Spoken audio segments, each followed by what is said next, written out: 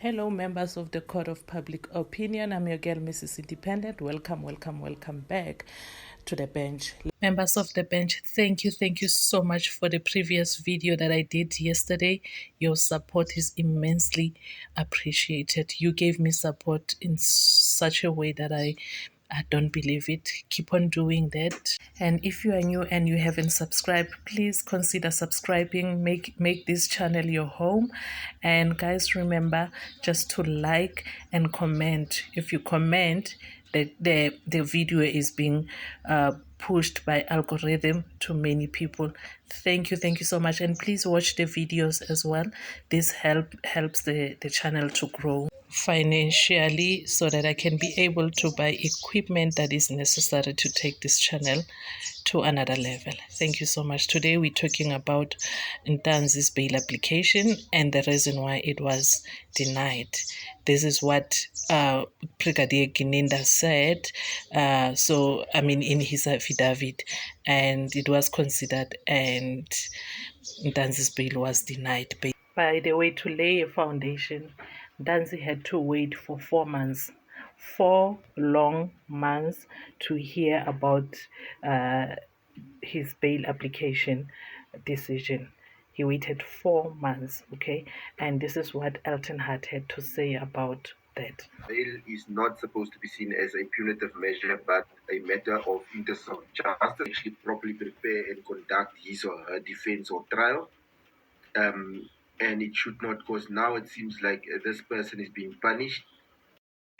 We'll assume that between 14 days and 21 days is reasonable, and we have been waiting for the judgment. We did send a letter to the Honorable Court, and the officer was handling the bail application. Up to so far, we didn't have a response. And that was Titi Tobani explaining the reasons that they don't understand why there is no decision yet. But now let's take a listen to the judge when he delivers the judgment. It is in writing, and copies thereof will be given to you. It's not a long judgment, hence I did not prepare a summary. This is an opposed bail application which was before me on the 13th of October 2022. I could not allocate the matter to any judge to be heard in the month of October because the judges in my division were busy with matters allocated to them in terms of the duty roster. The duty roster does not make specific provision for a judge who would deal with urgent bail applications. I allocated the matter to myself and regret that I could not deliver the judgment earlier than I anticipated due to other urgent obligations that I had to attend to. The applicant is accused number 2 and is charged together with 4 other accused on 5 count Criminal Law Amendment Act 105 of 1997 as amended. Sections 92, 94, 256 and 261 of the Criminal Procedure Act. The applicant filed an affidavit and called 1 witness to support his bail application. The applicant is about 33 years old and stated in his affidavit that he was born at Nongoma in the KwaZulu-Natal province. Freedom Park location, phase 2 in a rented unit. He was arrested on 16 January 2020 at his place of employment at Impala Mines in Rustenburg and was earning 10,000 per month.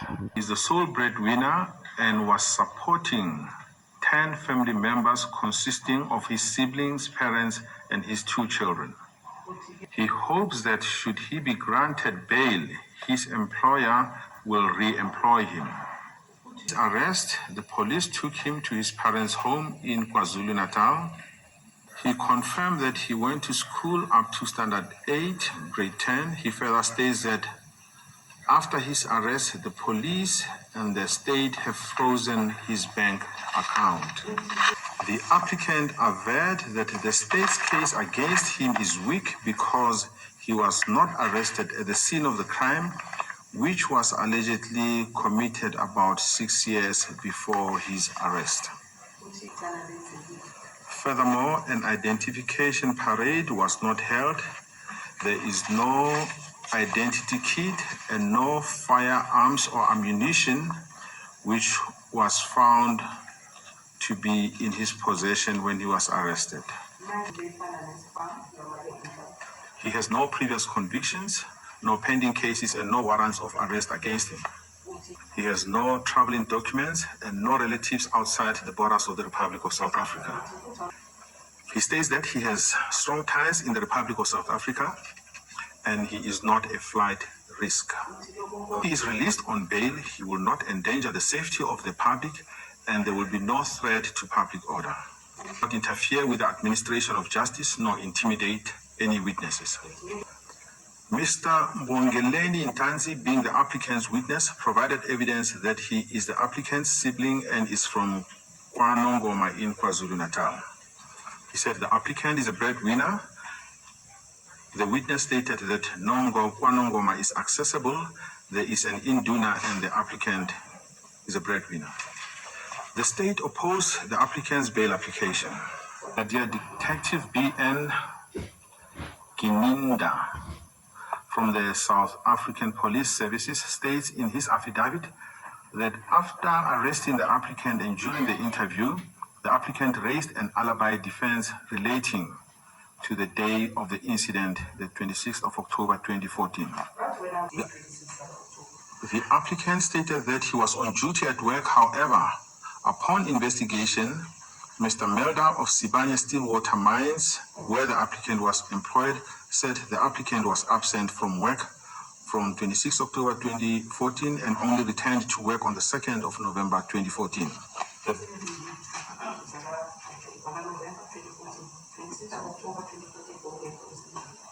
The Brigadier further said on 19 June 2020, applicant made a confession freely and voluntarily to a peace officer. He further said the applicant secured services of an attorney and on the 24th of June 2020, in the presence of his attorney, he made a further detailed confession to a magistrate in Boksburg. The Brigadier further states in his affidavit that on the applicant's first appearance, he was legally represented and the court was not informed about the alleged assault by the police or about the admissibility of the confession. That the state applied for the freezing of his bank account as there was no reason to do so. He submits that the state has a strong case against the applicant, that there is a likelihood of a conviction, and if applicant is convicted, he could be sentenced to life imprisonment. The life imprisonment sentence may cause him to abscond and evade his trial. Further alleges that the applicant's address in KwaNongoma has not been verified and it would be difficult to trace the applicant in that area. Brigadier, in his supplementary affidavit, states that the applicant's legal representative gave him 2 addresses to be verified where the applicant would be staying, namely Koshokolo P.O. Box 6080 Nongoma, 39 P.O. Box 6080 Nongoma, 3950, and the other address is 20 Kingfisher Street, East Village, Carltonville. The code is 2499.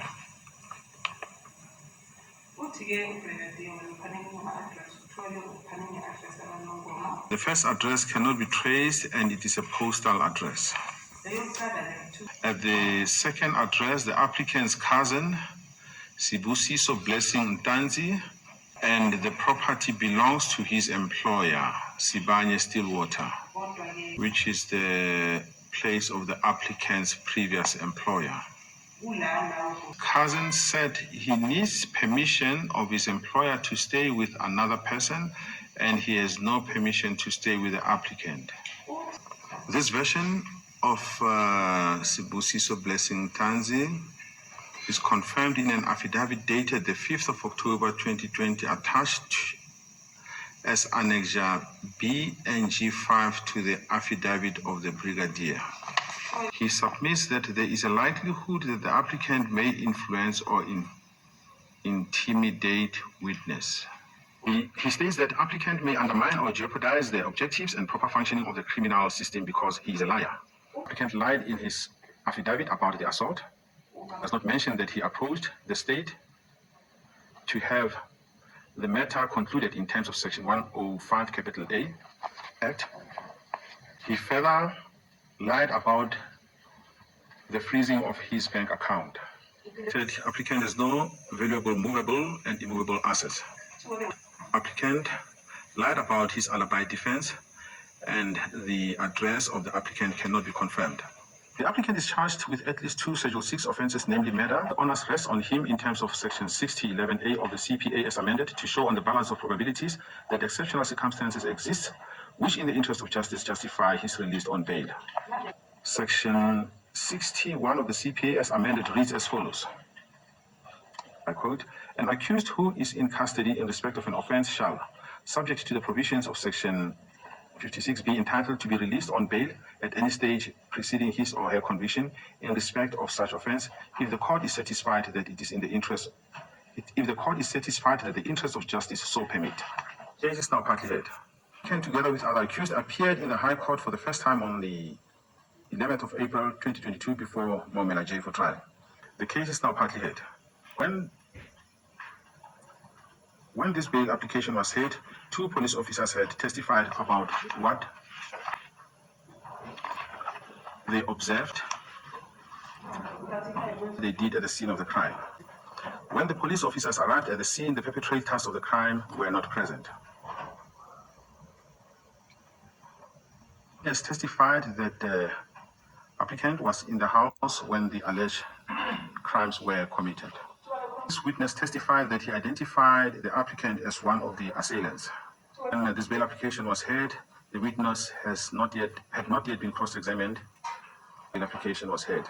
His identification is what is referred to as doc identification. The trial court will deal with the reliability and credibility of his evidence.